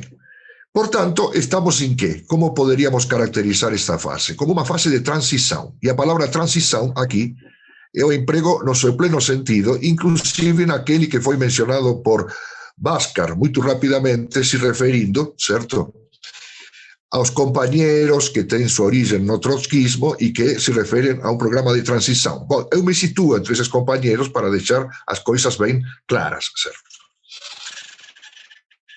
Então, agora, de que transição estamos falando? De uma transição que tem características que são diversas de todas as transições precedentes na história, certo? Então, aproveito o que eu queria dizer, formulando na forma de perguntas, certo? Tanto para Nancy como para Bhaskar, para não me estender muito, certo? Em primeiro lugar, para Nancy, que lança um manifesto que se assume claramente como feminista. Eu vou colocar a minha pergunta da seguinte maneira. Existe atualmente não apenas um movimento feminista, um movimento de libertação homossexual, um movimento negro, enfim, movimentos das que são chamadas minorias, mas também uma crítica a esses movimentos. Há uma crítica, e a crítica que eu diria que é predominante, tem um caráter, no meu entendimento, vulgar. O que diz essa crítica? Os movimentos que põem a identidade racial, sexual, cultural, de gênero, enfim, na frente da identidade de classe, nas condições da sociedade capitalista, na qual a questão decisiva é exatamente a questão de classe e da exploração de classe, cometem um erro. Simplesmente porque cometem o erro de antepor uma identidade que não é a de classe, a identidade de classe. Por que eu chamo esta crítica de vulgar? Eu chamo essa crítica de vulgar porque, porque, para dizer claramente, não respeita o princípio estabelecido pelo grande sociólogo marxista Lucien Goldman, certo? Que diz o seguinte: para uma teoria se mostrar superior a outra, deve ser capaz não apenas de criticá-la, mas também de explicá-la. Ou seja, se você critica o feminismo sem explicar o feminismo, você não supera o feminismo burguês, certo? Você tem que explicar a existência e quais são as bases desse movimento para poder superá-los num movimento que os integre. E, nesse sentido, a superação não seria uma superação pela pura e simples negação, mas seria uma superação no sentido hegeliano, uma superação-conservação, certo? Muito bem. Aqui, portanto, então eu pergunto para quais seriam, do ponto de vista, eu fico muito interessado por ela ter dito especificamente, certo, que a proposta é da Nancy, assumidamente populista de esquerda, mas que permite, que tem um forte poder mobilizador, certo?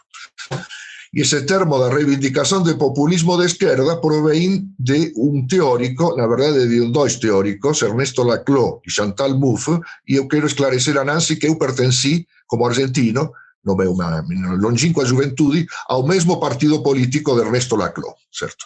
Que também tem uma origem trotskista, diga-se de passagem, certo? Coisa que muitas pessoas ignoram, certo?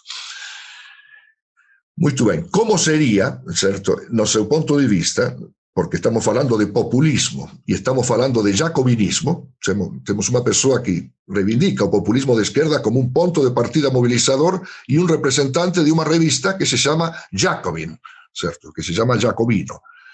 E o que me coloco na pergunta que faço a Nancy e na pergunta que faço para Bhaskar é a mesma coisa. Como superar, a partir do seu poder mobilizador, mas superar o populismo e o jacobinismo, certo? Como superar o populismo de esquerda, certo? E o jacobinismo político. E a pergunta para Bhaskar, certo?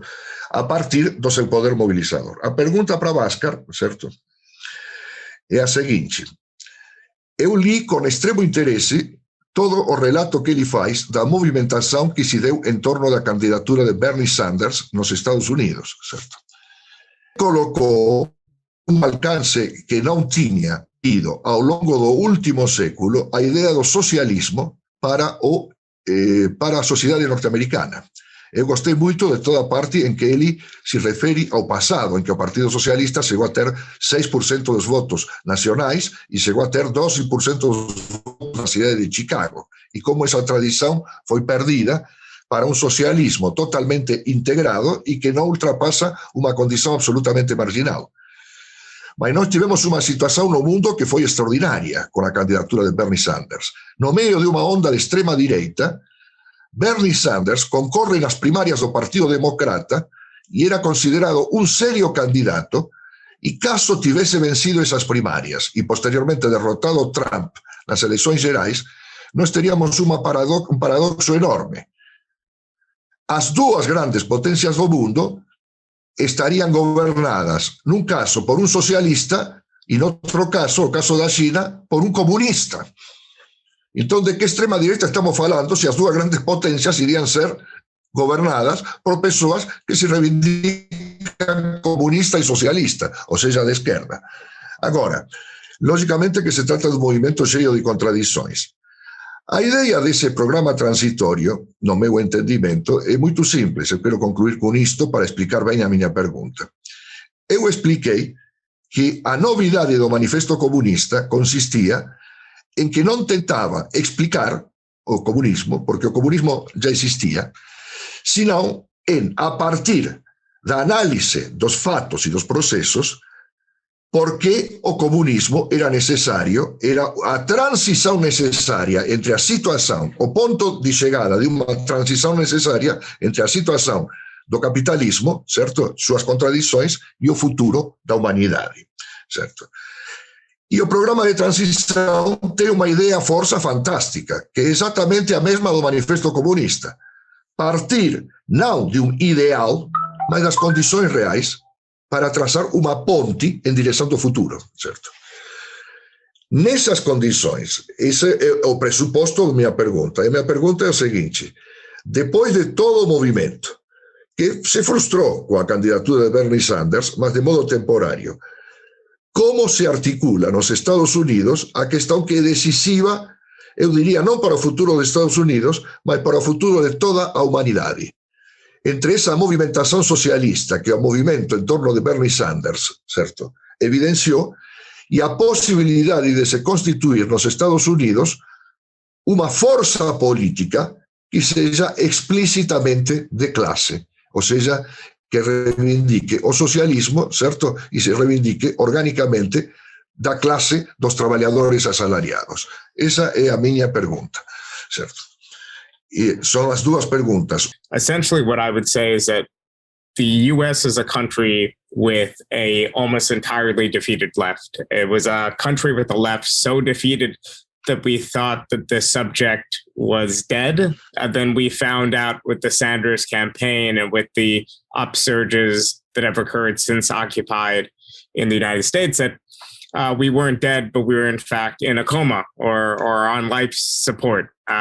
So we are still a very long way away from being this hope, but obviously not because I'm a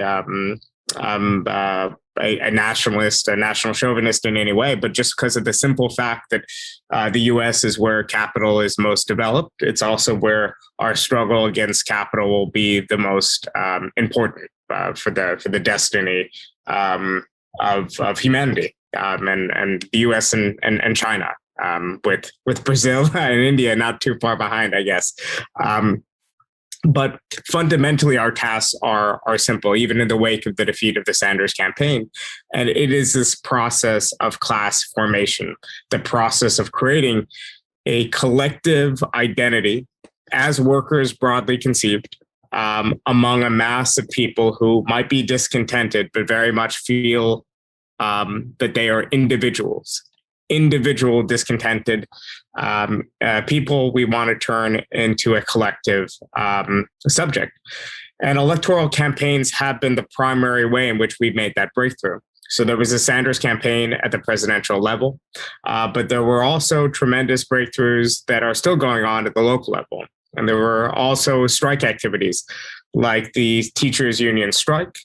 There's also activity, especially among young people, getting politicized, Black Lives Matter being the most significant of them. So all of this is political activity that we think is part of this process of class reformation. And there's particular work that socialists can do, even in lieu. We can't manufacture movements out of nothing, but we can engage in basic education, organizing, propaganda.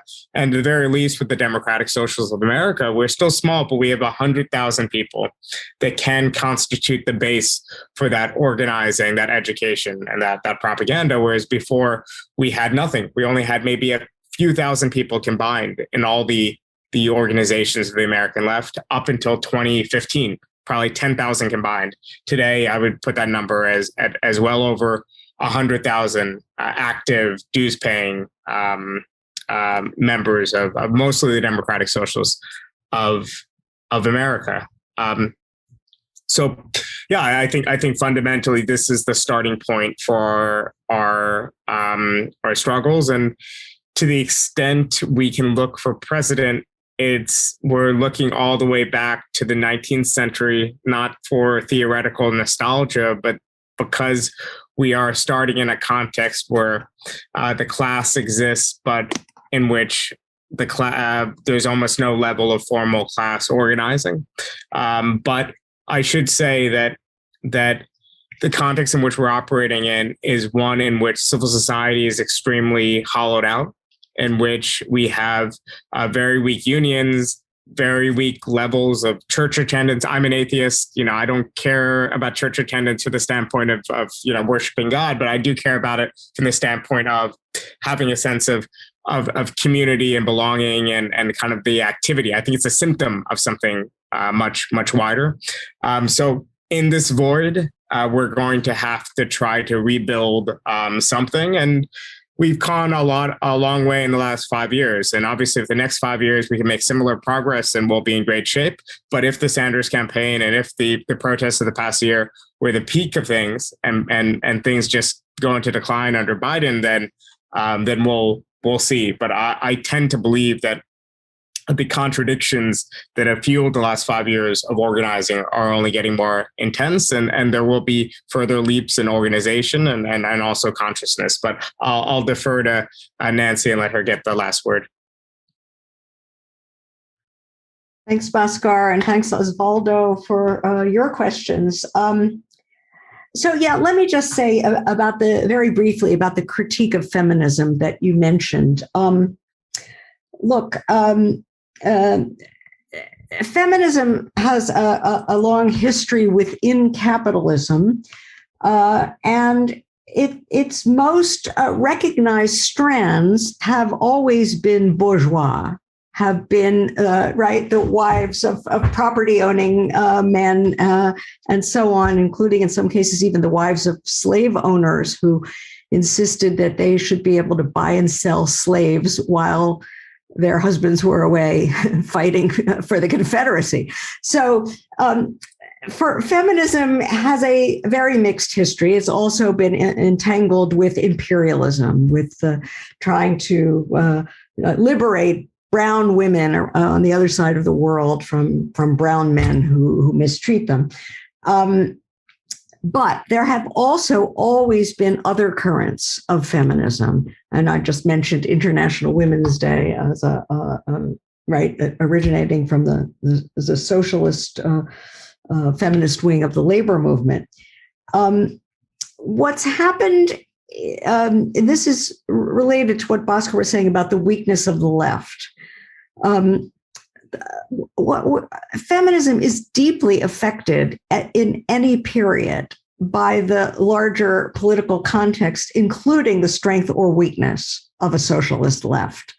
In the absence of a socialist left, it often becomes simply liberal, trying to remove discrimination, let talented individual women rise to the top, meritocracy, et cetera, et cetera. We've had this problem where the sort of official labor movement in countries like the US had become weakened, the weakening of unions and so on, during the period that these other new social movements flourished, including feminism. And those social movements developed in a context without a strongly class-conscious and class struggle-oriented left. And they were deformed as a result, I would say. I think we would have at least had more of a fight within feminism if there had been strong unions and left class-oriented organizations and parties. So, as somebody just said, we're not in a position to create social movements. They arise, more or less spontaneously, although of course with a lot of hard work, but, and they reflect the concerns, the specific contradictions and impasses that people face in their lives. Many of them have the potential to develop insofar as they are find their way to a more systemic structural understanding of the society and of their place in it.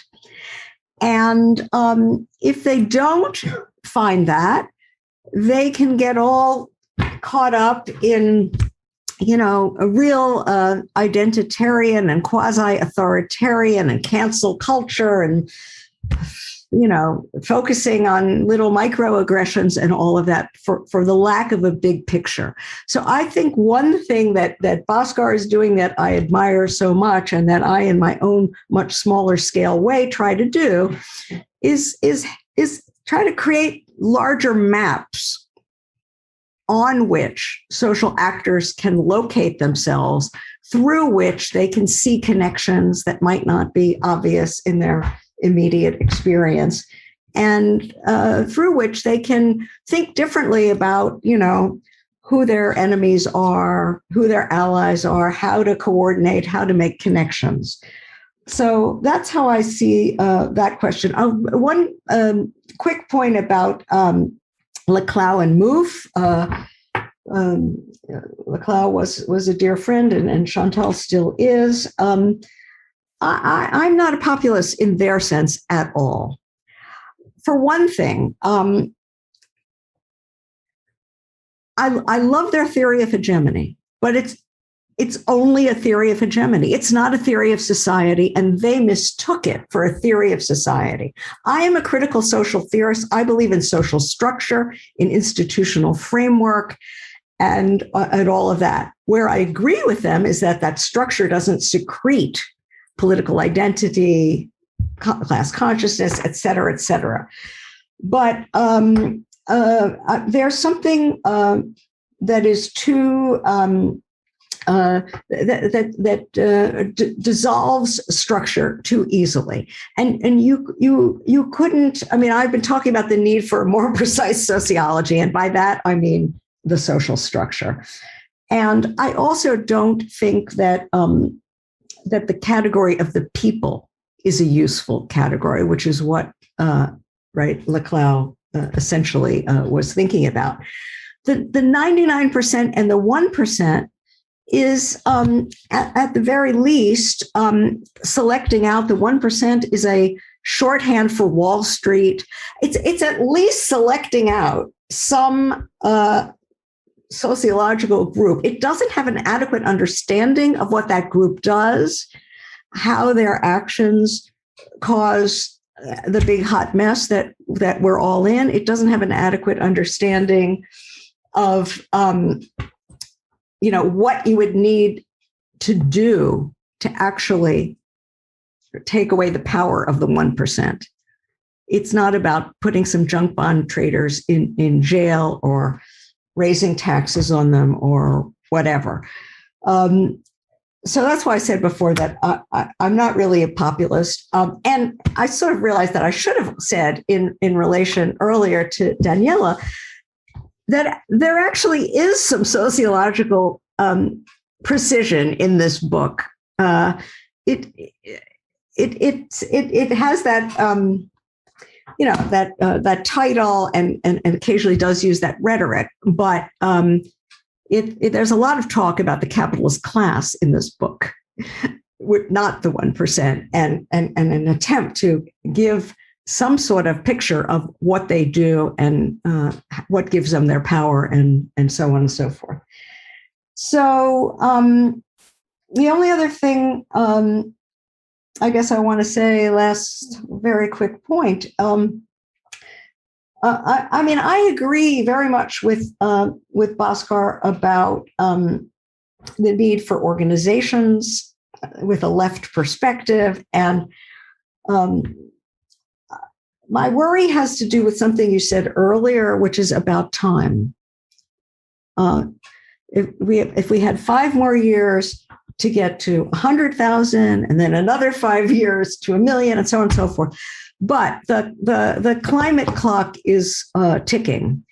And my thought is that in times of very acute crisis, we have to, it's just a bet. We can't know, but we have to bet on the hope that social learning speeds up fast, because things get so dire and become so unlivable that something has to give. And my biggest worry is that despite the current weakness of the extreme right, and I agree with Osvaldo that their situation is not as rosy as it looked a couple of years ago, but I still think that that they're the danger waiting for us. a little further down the road, so that something like the old choice, socialism or barbarism, remains the the choice that we face. And that brings me to think that, of course, we want to present socialism as the good life and give that a palpable and attractive feel. But I'm in such a mood to turn instead to Walter Benjamin. Maybe what we mean by socialism is simply pulling the brake, the emergency brake on the runaway train. Maybe it's just enough to present the worst. That might not be an appealing way to organize people, but I think it might be sort of an accurate read on where we are right now. Muito obrigada, professora Fraser, Bhaskar Sunkara e Coggiola, por essa incrível atividade emergencial para nós de discussão sobre esses dois manifestos. Acredito que a mensagem mais importante desse encontro, né, os movimentos sociais, eles não são criados, eles emergem, e ao emergir preciso encontrar uma contracultura que seja o mais rigorosa possível, cirurgicamente precisa, e essa precisão hoje é falar de um mundo que colapsa. Então, que esses manifestos possam percorrer o Brasil, possam continuar expandindo seu alcance, no caso do Manifesto Feminista, e expandir-se pela juventude, pelos jovens socialistas, no caso do Manifesto Socialista, e os não tão jovens também, para que a gente possa formar a cultura, ou a contracultura, a contra-hegemonia necessária para confrontar um mundo em colapso, e que afeta não só a nossa sociedade no seu modelo econômico, mas na sua própria existência física. Então, um abraço a vocês, espero que fiquem bem nessa situação de pandemia terrível que vivemos, e até uma próxima, e parabéns a BOITEMPO, toda a equipe que organizou essa atividade e toda a programação de comemoração do aniversário de Karl Marx. Um abraço.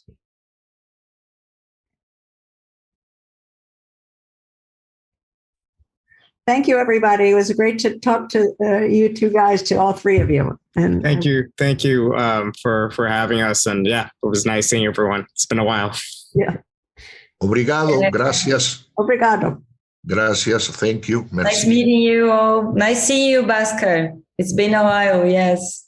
Nice seeing you.